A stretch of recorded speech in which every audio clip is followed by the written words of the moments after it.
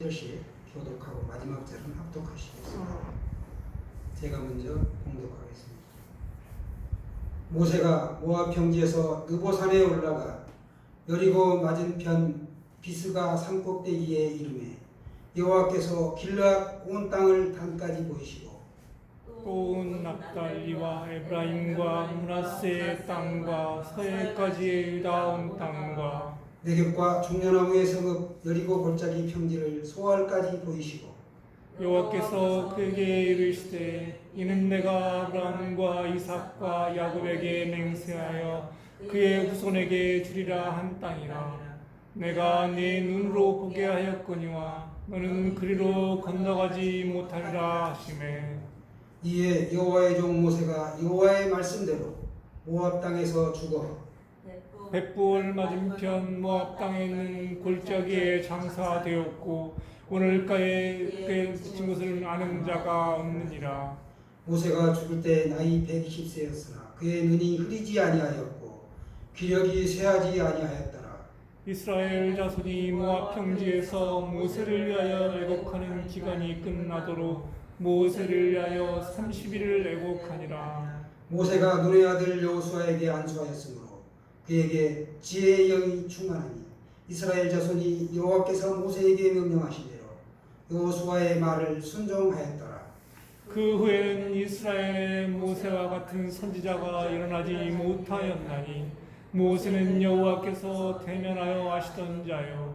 여호와께서 그를 애굽 땅에 보내사 바로와 그의 모든 신하와 그의 온 땅의 모든 이적과 기사와 모든 큰 권능과 위엄을 행하게 하시니 온 이스라엘 목전에서 그것을 행한 자이더라. 아멘. 혹시 지난 주일 설교 제목 기억나시나요? 뭐였죠? 야곱. 성경 요셉. 인물 요셉. 요셉. 탁월하십니다. 무슨 일을 만나든지 형통하리라. 그렇죠? 여러분의 삶이 하나님께서 늘 그 삶 가운데 함께 하셔서 형통하시기를 축원합니다. 아멘. 창세기는 시작의 책입니다. 창조의 시작입니다. 또 시작은 제네시스라고 하지요. 익숙한데 현대 자동차의 이름으로도 사용되고 있습니다. 우주 만물이 시작되었고 인류가 시작되었으며 범죄가 시작되었을 뿐만 아니라 심판과 구원이 시작된 창세기의 인물들을 우리가 지금까지 면면히 살펴보았습니다. 하나님의 창조 세계는 우리의 머리로는 다 이해할 수 없고 다 계산할 수 없죠. 오직 하나님만이 아시고 하실 수 있는 일들입니다. 이번 시간에는 출애굽의 위대한 지도자 모세를 통해 은혜를 나누고자 합니다. 구약 성경의 창출 예비이신 창세기, 출애굽기, 레위기, 민수기, 신명기 이 5권의 책을 모세가 집필한 것과 관련하여 모세오경이다 라고 합니다. 그의 생애에 관해서는 출애굽기와 민수기에 자세히 기록이 되어 있고요. 레위기와 신명기의 율법은 모세의 율법으로 불려지고 있습니다. 우리가 모세는 십계라든지 이집트 왕자 영화를 통해서도 접촉을 했습니다.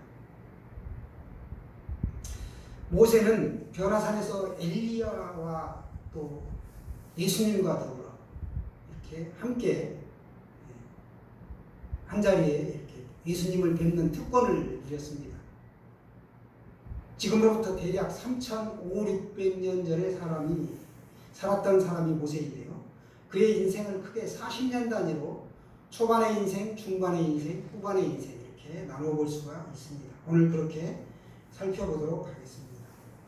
애굽으로 이주하여 환대받았던 야곱의 후손들은 이제 요셉도 죽고 세월이 지나면서 오히려 바로의 이 억압을 받게 됩니다.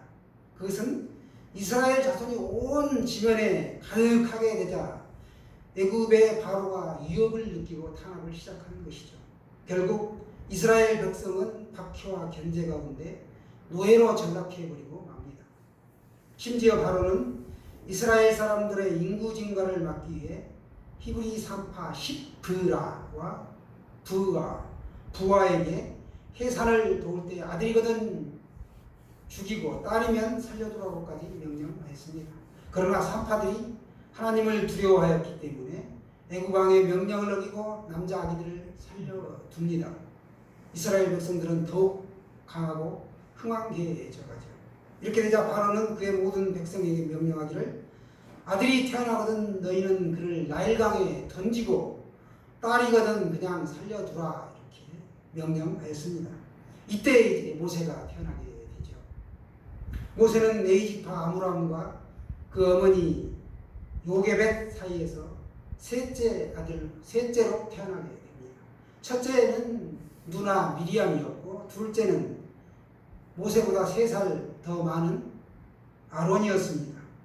모세가 낳았을 때 그 부모가 아름다운 아이임을 보고 석 달 동안을 숨기죠. 그런데 아이가 자라면서 울음소리가 커지고 더 이상 숨길 수가 없게 되어 이제 갈대 상자를 가져다가 역청과 나무진을 칠하고 상자 속에 아기를 넣어 나일강과 갈대 사이에 두고 멀리서 미리암으로 하여금 지켜보도록 합니다. 미리암이 어떻게 되는지를 알려고 지켜봅니다. 그때 하나님의 섭리에 목욕하고 나온 바로의 딸에게 발견되었고 바로의 딸 핫셉수트인데요. 이 바로의 딸의 양자가 됩니다. 물에서 건져내었다. 이 물에서 건져내었다 하여 건져낸 모세라고 이름을 짓습니다. 미리암의 기지로 유모를 구하게 하고 그 유모를 생모인 요게벳을 소개시켜 생모의 젖을 먹고 자라는 사람이 바로 모세가 되었습니다. 부모는 모세를 신앙 가운데 아마도 잘 키웠을 것입니다. 하나님 여호와가 어떤 사람이고 이스라엘 백성은 또 어떤 선민이고 이런 모든 신앙 교육을 철저하게 받았을 것입니다. 아마 귀에 딱지 앉을 만큼 듣지 않았을까요? 우리가 어떤 백성인지 여호와 하나님이 누구신지 이런 것들을 훌륭하게 신앙 교육을 받았습니다. 젖을 뺀 후엔 왕궁에 들어가 애굽 왕자의 교육을 받게 됩니다. 애굽 왕궁에서의 생활과 교육은 후일 민족 지도자로서의 사명을 완수하는 데 중요한 역할을 하게 되죠. 하나님은 우리에게 어떤 사역을 맡기실 때 그 일을 충분히 감당할 수 있도록 미리 훈련시키시고 준비시키시는 분이십니다. 히브리서 11장 24절로 26절의 말씀을 우리가 한번 같이 보시겠습니다. 신약성경 히브리서 11장 24절에서 26절 말씀입니다. 자막으로 띄우겠습니다. 다 같이 읽습니다. 시작.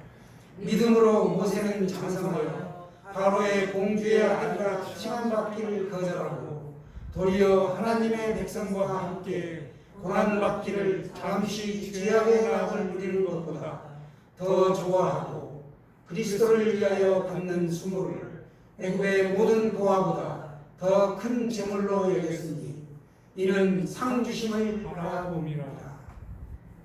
바로의 공주의 아들이라 칭함받기를 거절하고 하나님의 아들로 자기 민족을 위하여 상을 바라보기를 사모했다는 것이죠.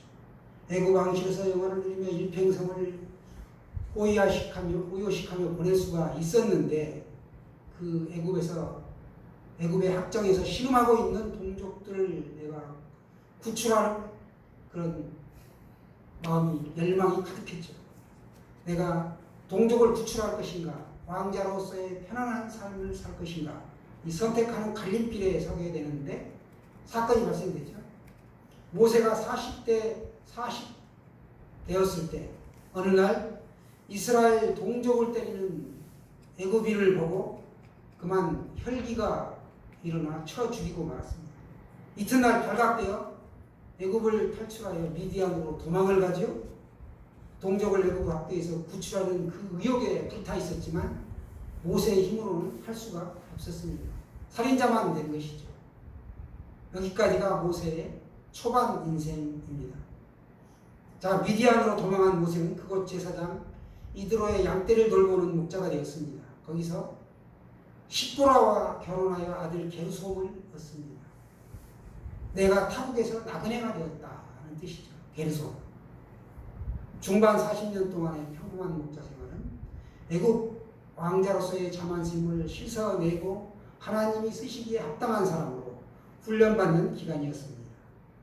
연약한 양떼를 돌보려면 참을성이 있어야 되고 어린 양들을 부드럽게 보듬어 안는, 쓰다듬어 안는 그런 방법들도 익혀야 했고 양떼들을 푸른 초지로 안내해야 되고 험한 짐승으로부터도 지켜내는 그런 필요가 있었습니다. 그 양떼들을 돌면서 자상한 사람으로 많이 바뀐 것이죠. 모세가 누구보다도 온유했던 것은 그 쓸쓸하고 공허한 사막의 생활이 모세를 출애굽의 지도자로 준비하는 기간이 되었고 변화시켰다는 것입니다. 어느덧 모세의 나이가 80이 되었을 때 하나님께서 나타나십니다. 떨기나무 불꽃 가운데서, 타지 않는 그 불꽃 가운데서 모세를 부르십니다. 불꽃이 확 타는데 그 떨기나무가 쓰러지지 않는 것입니다.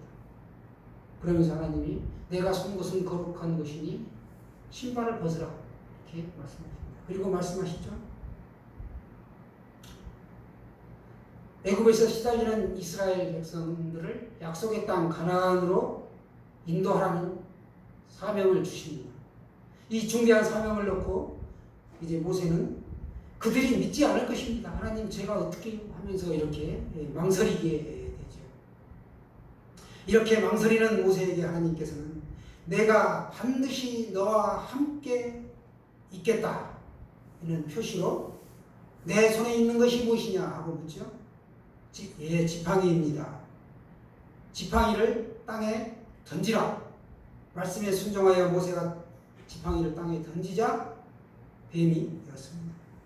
모세가 뱀 앞에서 이제 피하자 내 손을 내밀어 그 꼬리를 잡아. 저 어린 시절에 요강이 머리맡에 항상 있었는데 어느 날인가는 요강에 쥐가 빠져가지고 막 요강 안에서 빙빙빙 도는 겁니다. 그래서 그걸 잡기 위해서 꼬리를 잡는 순간 물렸죠. 마찬가지로 뱀도 잡으려면 머리를 확 잡아야 합니다. 그런데 꼬리를 잡으라고 오늘 하나님은 말씀하고 계십니다. 그렇게 되자 어떻게 됐습니까? 이내 다시 지팡이가 되었습니다. 하나님의 생각은 우리의 생각과 다르죠. 순종하는 것을 보시는 것입니다. 그러자 다시 또 모세가 저는 입이 뻣뻣하고 혀가 둔한 자이다. 둔한 자이다 라고 말하며 보낼 만한 자를 보내소서 합니다. 어떻게든 안 가려고 하죠. 왜냐? 40대 전반기 인생에는 혈기가 방장해가지고 뭔가 할 수 있다라고 생각을 했는데 괜히 애굽 사람 하나만 때려 죽이고 살인자로서 도망자 생활을 했고 자기에게 지금 남은 건 아무것도 없죠. 광야에서 40년 80인생이 되도록 가진 게 아무것도 없고 내세울 것이 없습니다. 모세의 힘으로는 도저히 할 수가 없었기 때문에 저는 입이 뻣뻣하고 혀가 둔한 자이니라 라고 했고 보낼 만한 자를 보내달라고 망설이는 것이죠. 하나님은 말씀하십니다. 내가 내 입과 함께 있어서 할 말을 가르치리라 하시며 내 형 아론이 있지 아니하냐? 그가 말 잘하는 것을 내가 안다. 이렇게 말씀하십니다. 아론을 모세의 대변자로 붙여주십니다. 모세는 하나님의 약속과 권능을 믿고 이제야 순종하게 됩니다. 하나님의 약속의 말씀에 아멘하여 화답하면 사건이 일어납니다. 그 기다리면 사건은 반드시 일어나게 되어 있습니다. 모세가 아론과 함께 당시에 최강대국이라고 하는 그 애굽의 바로 앞에 나가서 여호와의 말씀을 전합니다. 오늘날 같으면 미국이죠. 그렇죠? 이스라엘의 하나님 여호와께서 내 백성을 보내라. 그러면 그들이 광야에서 내 앞에 절기를 지킬 것이니라 하셨나이다. 이렇게 바로 앞에 하나님의 말씀을 그대로 아론이 전합니다. 이에 바로가 대답하기를 여호와가 누구이기에 내가 그의 목소리를 듣고 이스라엘을 보내겠느냐? 나는 여호와를 알지 못하니 이스라엘을 보내지 아니하리라. 이렇게 거절을 하죠.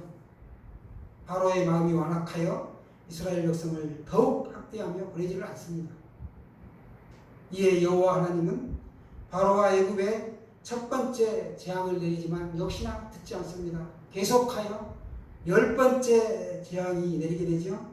바로는 애굽의 모든 초태성을 죽이는 10번째 재앙이 임하자 그제서야 바로가 굴복하고 이스라엘 백성들을 보내게 됩니다.